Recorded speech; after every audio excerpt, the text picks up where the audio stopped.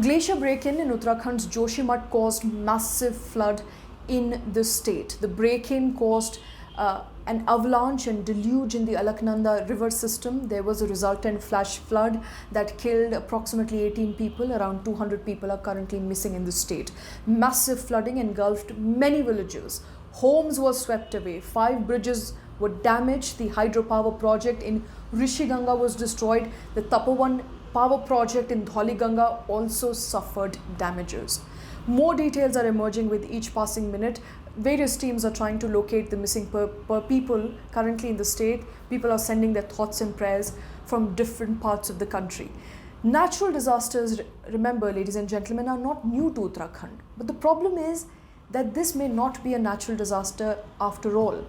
The cause of the floods is said to be a glacial lake outburst occurs when a natural lake is formed from a glacial ice melt.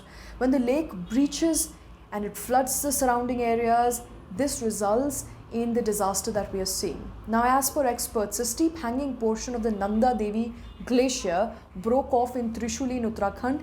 This likely caused nearly 2 lakh square meters of ice to drop vertically, causing the landslide. So this chunk of rock or glacier flowed down the slope, resulting in an avalanche which was identified in various satellite images. Now, when an avalanche of this sort flows off the rock, the ice of the glacier then melts and the water flows in the river, causing massive floods. But it isn't common really for a glacier to burst during the peak of winter, when large parts of Uttarakhand witness a sub-zero temperature. Therefore, geologists say that the climate change is responsible for the disaster that we saw in Uttarakhand this time. Many also say that the disaster was in fact waiting to happen. In fact, in 2019, residents of Raini village in Chamoli raised concerns about mining activities happening in the name of Rishiganga hydro project.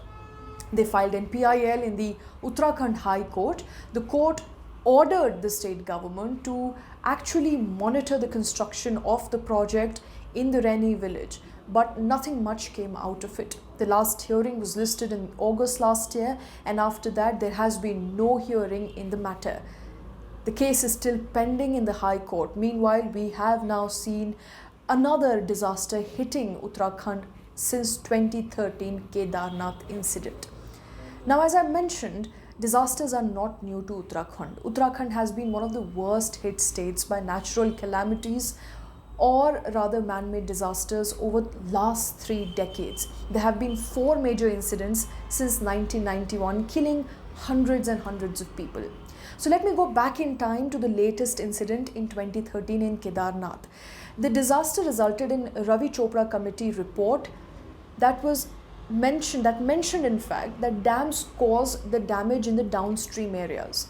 The report recommended that at least 23 hydro projects played a significant role in Uttarakhand disaster and should be dropped immediately, but that did not happen.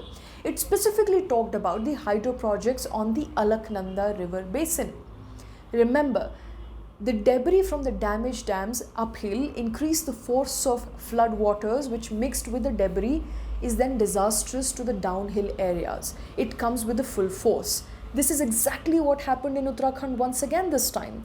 The 2 projects, the hydropower project in Rishiganga was completely destroyed. The water then flowed down and also caused damage to the Tapovan project, which was also now severely damaged, killing hundreds of people in its wake and destroying many villages. This could be a learning lesson for the Uttarakhand government and for those who are not currently paying attention or paying heed rather to the environment activists, to various other social workers who have time and again warned of development at the cost of ecology and human life.